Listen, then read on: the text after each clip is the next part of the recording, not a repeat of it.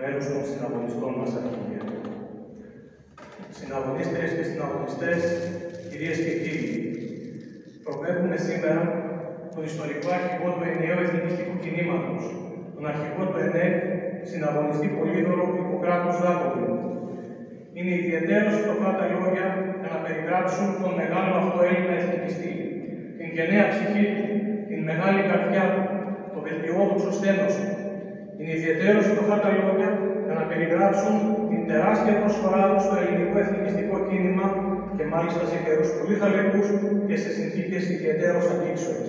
Είναι ιδιαιτέρως φτωχά τα λόγια για να περιγράψουν τον συνεχή, επίπονο, πεισματικό, στοχευμένο και ανυποχώρητο αγώνα του για προώθηση της εθνικιστικής κοσμοθεωρίας, ιδεολογίας και πολιτικής. Ο Πολύδωρος δημιούργησε οικογένεια. Οι δικοί του και οι οικοί του μας δεχτούν τα συγχαρητήριά μας. Δημιούργησε όμως και μια άλλη, ευρύτερη οικογένεια.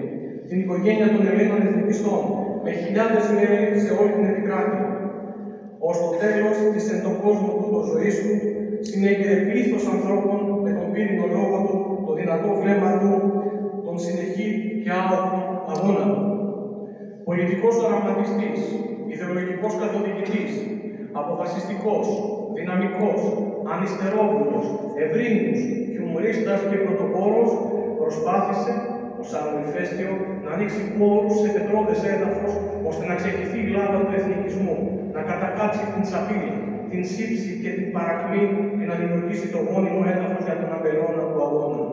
Εκεί που ήδη φυτρώνει το μέλλον, εκεί που είναι ήδη η ρόγα φλογάτη και ετοιμάζεται να χαρίσει τον νέκταρ της στον ελληνισμό για την Ελλάδα του μέλλοντός μας. Γιατί, όπως έλεγε, το μέλλον δεν το προβλέπουμε, το δημιουργούμε με την νεολαία στην πρωτοπορία, στα χέρια των νέων του αγώνας. Ο Πολύδωρος Δάκοβλου ήταν πολύ πράγμα. Ασχολήθηκε, μεταξύ άλλων, με επιτυχία με την δημοσιογραφία, αλλά υπήρξε και πολιτικός μέντορας πολλών, τόσο στην αυτοδιοίκηση, όσο και στην κεντρική πολιτική σκηνή.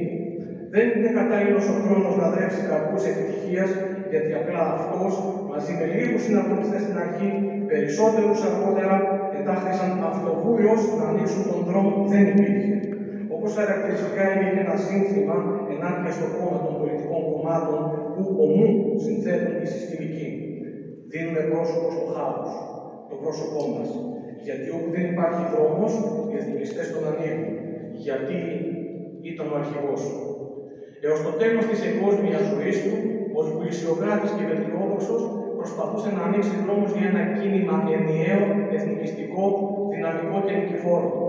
Τα τελευταία χρόνια, μαζί με μια μικρή ομάδα συναγωνιστών, διερευνούσαν νέο δρόμο απέναντι στο συστημικό τείχος.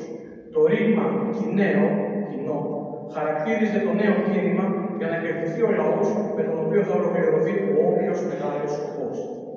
Μπορεί να μην πρόλαβε να δει να δρομολογούνται οι εξελίξεις όπως επιθυμούσε, όμως ας μου επιτραπεί μια ερμηνεία της ουσίας όσων ήθελε να πει προς το σύστημα και τους συστημικούς. Δεν τελειώσατε μαζί μας. Δεν τελειώσατε μαζί σας. Είμαστε εδώ, είμαστε παρόντες, είμαστε ενεργοί και σας λέμε τούτο. Είμαστε δύναμης. Αρχηγέ του ενιαίου εθνικιστικού κινήματος, αρχηγέ του ΕΝΕΚ, συναγωνιστή Πολύδωρο Δάκοβλου, εκεί που πας να πεις χαιρετίσματα στις συναγωνίστες και στους συναγωνιστές μας, στην αόρατη και άχρονη φρουρά των απροσκήνητων και να τους μεταφέρεις πως συνεχίζουμε να παίρνουμε μια ανηφοριά, συνεχίζουμε να παίρνουμε μονοπάτια οδηγούν στη Λευτεριά, να τους πεις ότι ο αγώνας συνεχίζεται με προοπτική τη νίκη. Καλό ταξίδι συναγωνιστέ Πολύδωρο Δάκοβλου. Αθάνατος.